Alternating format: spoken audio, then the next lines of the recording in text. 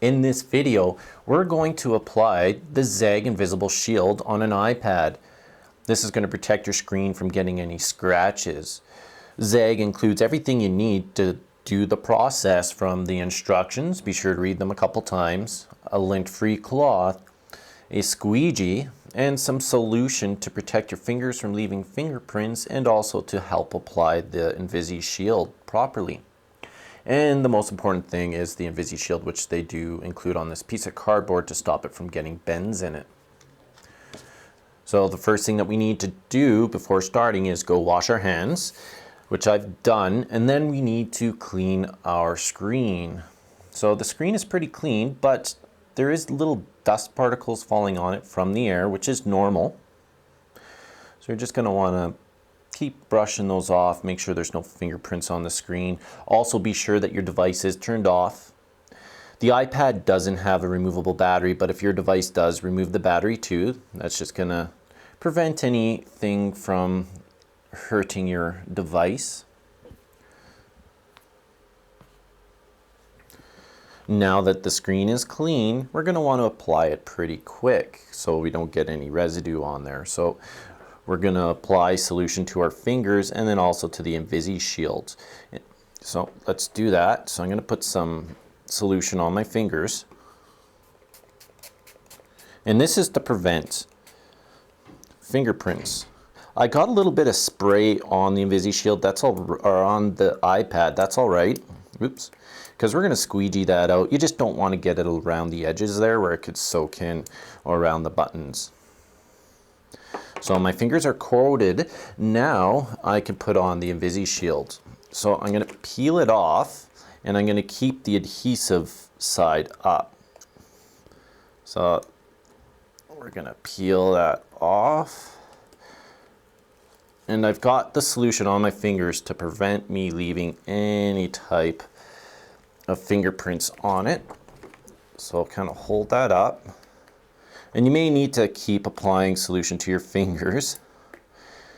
So we're going to apply this here. We're going to coat this good. Get that really wet.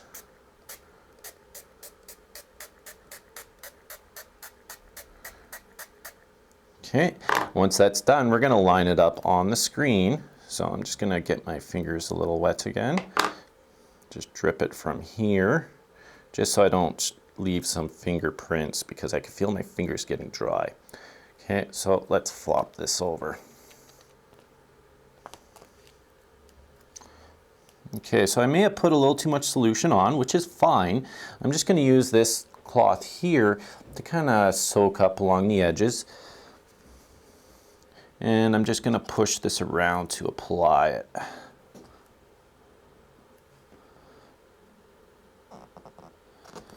Now we could start using the squeegee, and you'll notice it's not quite lined up, but that's all right.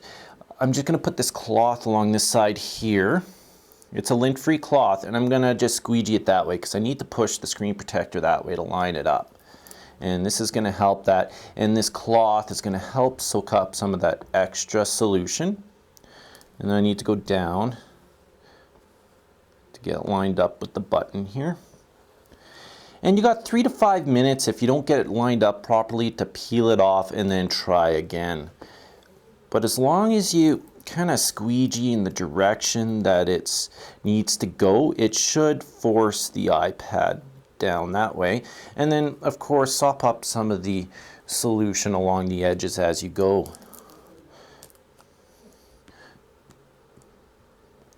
So I see this corner is not very good, so I'm going to get my fingers wet so I don't leave any fingerprints. I'm just going to lift this up and then kind of reapply it like so. I've got this top film here that can come off. That may make it a little easier to apply. So I'm going to need to squeegee it down and away from the camera. So remember, soak up any extra solution as you go. It's just going to make it easier. And you can see it's lining up with the button better as I kind of pull it along.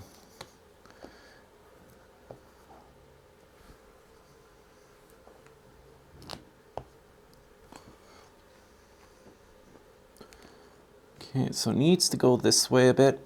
So we're gonna pull it down like so, sop up some extra, and then just keep working it until it's lined up. The button's pretty good. Let's just force it down a bit more. And then the camera, it's pretty much perfect. I'm just gonna push it over to this side a bit more. Try not to anchor the screen protector down though, or else it won't move for you. And then, of course, sop up some of the extra.